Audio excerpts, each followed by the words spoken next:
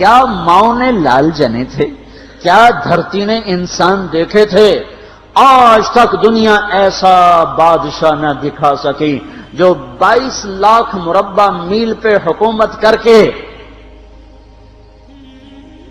مسجد میں جھاڑو دے رہا ہو، جو 22 لاکھ مربع میل پر حکومت کر کے پانی کی مشق کندھے پہ اٹھا کے بیوہ عورتوں کے گھر میں گھڑوں میں پانی بھرنے جا رہا ہو۔ امیر المومنین کہاں جا رہے ہو؟ فلاں اماں کے گھڑے میں پانی بھرنے جا رہا ہوں، فلاں کے گھر میں پانی بھرنے جا رہا ہوں۔ 22 لاکھ مربع میل پہ حکومت کر کے دھرتی نے ایسا بادشاہ نہیں دیکھا جو اونٹ چراتا پھر رہا ہو، اور جو بیت المال کا اونٹ گم ہوا، چولے کو باندھا اور دوڑ لگائی، آگے احنف بن قیس ملے، ارے کہاں جا رہے ہو امیر المومنین؟ کہ تو بھی آجا، بیت المال کا اونٹ گم ہو گیا ہے، مل کے تلاش کریں۔ پتہ نہیں کتنے مسلمانوں کا اس میں حصہ ہے۔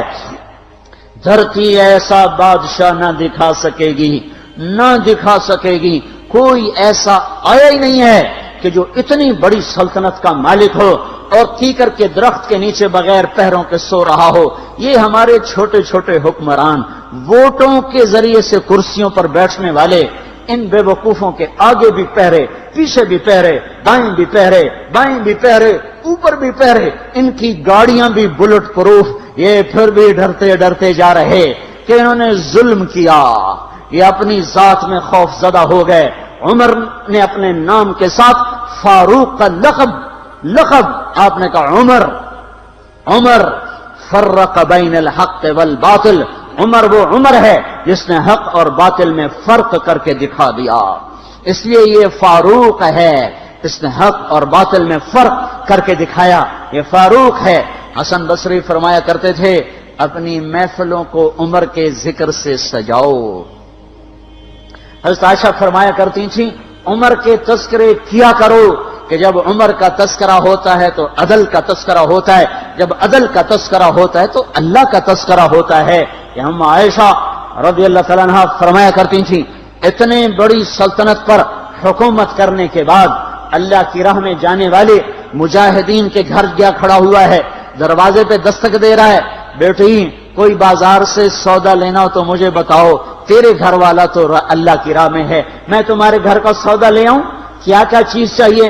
تم نے اپنے خامند کو خط لکھنا ہوگا، تم تو لکھنا نہیں جانتی، مجھے بتاؤ میں تیرے خامند کو تیری طرف سے خط لکھوں۔ اماں تیرا بیٹا اللہ کی راہ میں گیا ہوا ہے، مجھے بتا میں تیرے بیٹے کے نام تیری طرف سے خط لکھوں۔ اتنی بڑی جس کے سامنے قیصر اور کسرا زیر و زبر ہو گئے، کج کلا، وہ زمین میں جا کے تہ خاک میں وہ سارے ہیرے لال جواہر، وہ زمین میں لوٹ پوٹ کرنے والا، کسرا کے تخت کو توڑنے والا اور روم کی طاقت کو توڑنے والا، آل ساسان کی طاقت کو توڑنے والا اور نوشیروان کے خزانے مدینے میں لانے والا اور خسرو پرویز کے خزانے مدینے میں لانے والا اور رومت الکبرا کے خزانے مدینے میں لانے والا خود اپنے کرتے میں 14 پیوند لے کے چل رہا ہے۔ 14 پیوند کے ساتھ کرتا ہے، مہینے میں 1 دن گوشت کھاتے تھے، وہ روٹی کھاتے تھے کہ عام آدمی حلق کے نیچے نہیں لے جا سکتا تھا۔ ہے سال کی ابتدا اس شخص کی شہادت سے ہوتی ہے جس کو اللہ نے وہ عزت دی۔ آپ نے کہا میرے 2 وزیر آسمان میں، 2 وزیر زمین میں، آسمان پہ جبریل اور میکائیل میرے وزیر ہیں، زمین پر ابو بکر اور عمر میرے وزیر ہیں۔ آپ فرمایا کرتے تھے ابو بکر عمر اگر کسی بات پہ جمع ہو جائیں تو میں ان کے مشورے کے خلاف کبھی نہ کروں گا۔ ابو بکر تیری مثال ابراہیم کی ہے، عمر تیری مثال نوح علیہ السلام کی ہے، ابو بکر تیری مثال عیسیٰ علیہ السلام کی ہے، عمر تیری مثال موسیٰ علیہ السلام کی ہے۔ آپ مسجد میں آئے، آپ کے دائیں طرف ابو بکر تھے، بائیں طرف عمر تھے، آپ اندر آئے اور کہا دیکھو اسی طرح قیامت کے دن ہم اٹھیں گے کہ میرے دائیں طرف ابو بکر ہوگا، میرے بائیں طرف عمر ہوگا اور ہم ہاتھوں میں ہاتھ دیے ہوئے اٹھائے جائیں گے۔ اور ایک حدیث میں آتا ہے اور میرے قدموں سے بلال کو اٹھایا جائے گا جو نکلتے ہی اذان دے گا، جس کے اسلام لانے نے اسلام کو اونچا کیا، جس کے اسلام لانے نے باطل کو پست کیا، جن راہوں سے عمر گزر جائے شیطان وہ راہیں چھوڑ دیتا تھا۔ عرفات کا میدان تھا، 1.25 لاکھ مقدس ہستیاں سامنے ہیں۔ میرے نبی نے فرمایا اس وقت میرا اللہ میرے سب صحابہ پہ فخر کر رہا ہے اور عمر بن خطاب پہ خاص طور پہ فخر کر رہا ہے،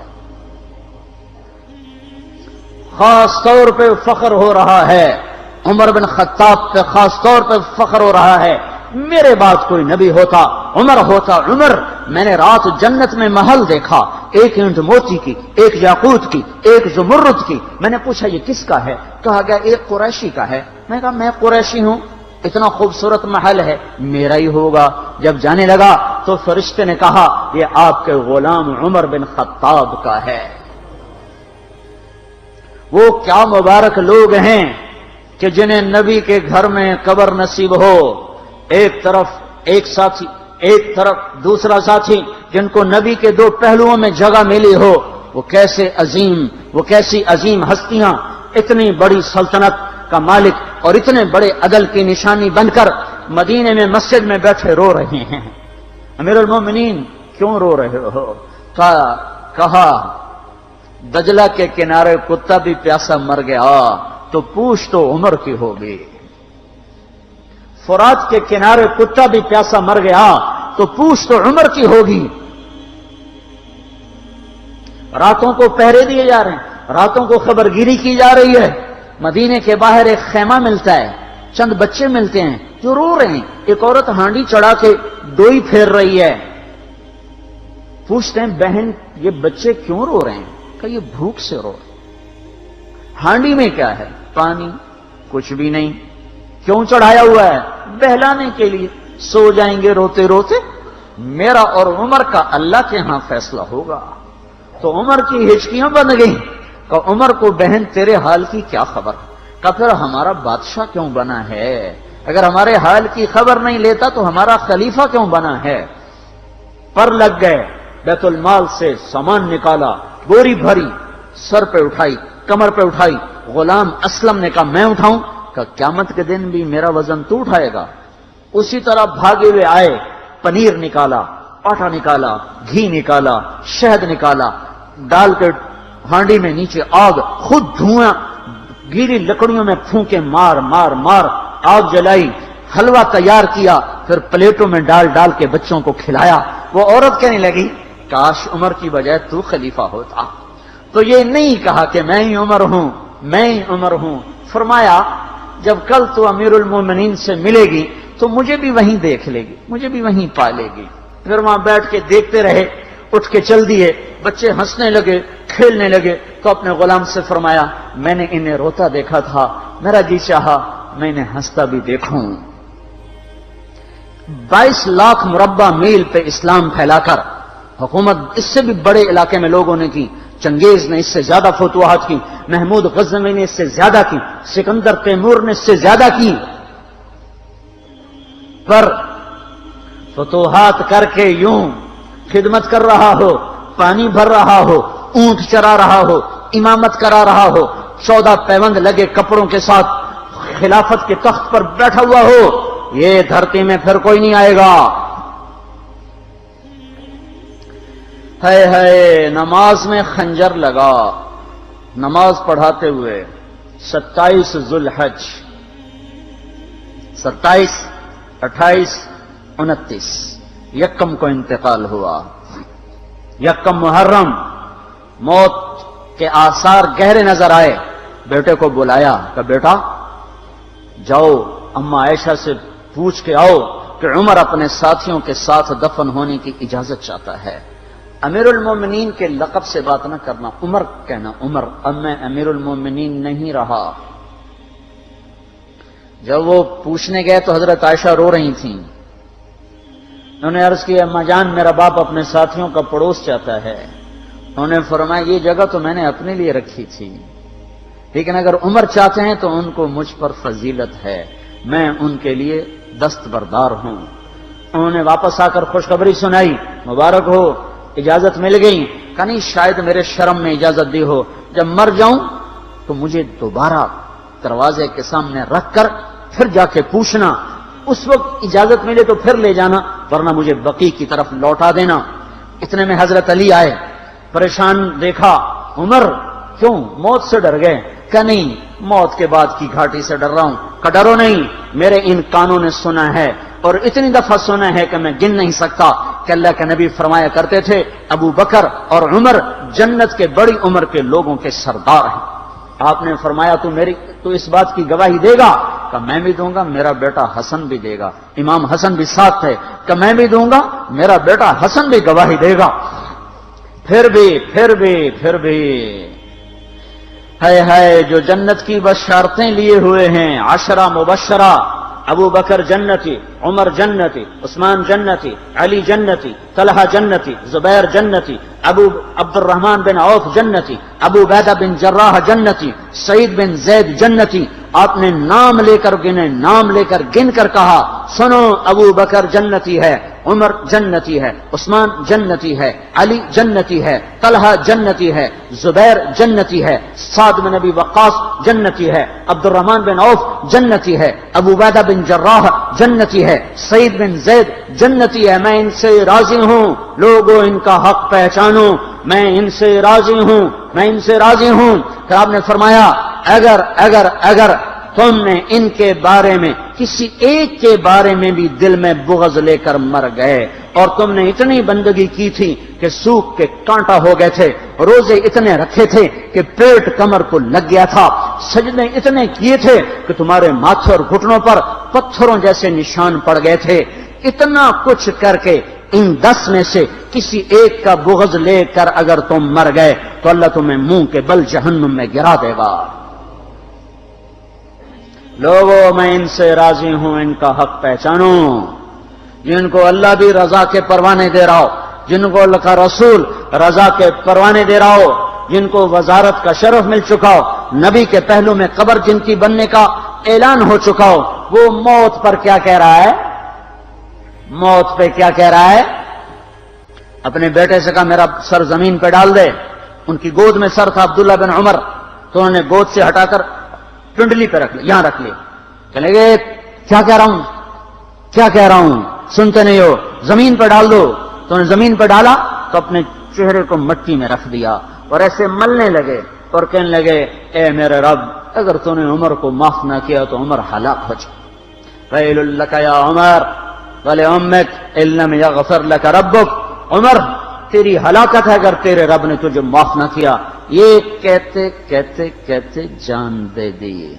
22 لاکھ مربع میل میں اسلام کو زندہ کرنے والا، این حالت نماز میں زخم کھا کے گرنے والا، مطلوب مصطفیٰ، وزیر مصطفیٰ، جنت کی خوشخبریاں لے کر پھر موت پر یوں کہہ رہا ہو، اللہ تو نے معاف نہ کیا تو میرا کیا بنے گا؟ کیا بے طلبی ہے۔ ان کے بیٹے خلافت کے اہل، ان کے بہنوئی سعید بن زید 10 مبشرہ میں سے دونوں کے نام کاٹ دیے، کہ یہ 6 ہیں جن سے اللہ کا رسول راضی تھا، جس کو چاہو خلیفہ بنا دو، جس کو چاہو حکومت دے دو، نہ میرے بیٹے کو ملے گی نہ سعید بن زید کو ملے گی۔ کسی نے کہا شوشہ چھوڑا، آپ کا بیٹا بھی تو بہت قابل ہے، اسی کو بنا دیں۔ تو اسے تو طلاق دینا نہیں آتا، حکومت کہاں سے چلائے گا؟ یہ ایک واقعہ کی طرف اشارہ کیا ہے۔ اس کے پیچھے ایک واقعہ ہے جس کو انہوں نے یاد کر کے فرمایا، وہ تو طلاق دینا نہیں جانتا، وہ حکومت کیا چلائے گا؟ حالانکہ بڑے صحابہ میں عبداللہ بن عمر کا مقام ہے۔ ہے جنازہ صہیب رومی نے پڑھایا، دروازے کے سامنے لا کے رکھ دیا گیا، سب لوگ جنازے کے ساتھ کھڑے ہو گئے، عبداللہ بن عمر اکیلے آگے گئے، دروازے پر دستک دی، کہا اما جان، میرا باپ عمر بن خطاب دروازے پہ حاضر ہو چکا ہے، اندر آنے کی اجازت چاہتا ہے۔ تو عائشہ رضی اللہ تعالیٰ نے اپنی چادر کو اٹھایا اور روتے ہوئے باہر نکل گئیں۔ پھر لوگ اندر داخل ہوئے، قبر کھودی گئی، قبر کھودتے ہوئے عبداللہ بن عباس بھی قبر کے کھودنے میں شریک تھے، تو کہتے میرے کندھے پہ کسی نے ہاتھ رکھا، میں نے پیچھے مڑ کے دیکھا تو علی رضی اللہ تعالیٰ عنہ کھڑے رو رہے تھے اور فرما رہے تھے مجھے پتا تھا تو یہیں آئے گا، یہاں تیرے سوا کوئی نہیں آ سکتا، کہ میں نے ایک دفعہ نہیں کتنی دفعہ میں نے اللہ کے نبی سے یہ بات کا تکرار سنا، میں ابو بکر اور عمر، اس کا اتنا تکرار سنا ہے میں نے کہ مجھے یقین تھا یہیں آئے گا، تو اور کہیں نہیں جا سکتا۔ میرے بھائیوں، غفلت سے باہر آ جائیں، یہ دھوکے کا گھر، یہ مچھر کا پر، یہ مکڑی کا جالا، یہ دنیا کہیں ہمیں ہلاک نہ کر دے۔ ان لوگوں کو سامنے رکھ کے زندگی گزارو جنہوں نے اللہ کو راضی کیا، اس کے رسول کو راضی کیا، کلمہ حق کو بلند کیا، خیر کے ذریعہ بنے، شر کے مٹانے والے بنے، اور دنیا میں مرنے کے بعد بھی ان کے تذکرے ہدایت کا سامان بنے، ان کے تذکرے روشنی کا مینار بنے۔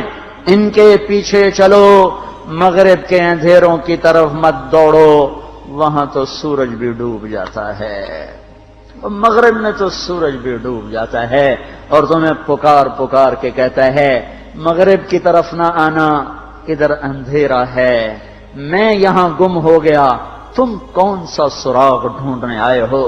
دوڑو اللہ اس کے رسول کی پاک زندگی کی طرف، اس کے پاک صحابہ کی زندگی کی طرف، جن کو اللہ نے مرنے سے پہلے جنت ہاتھ میں دے دی، جنت کی بشارت دے دی۔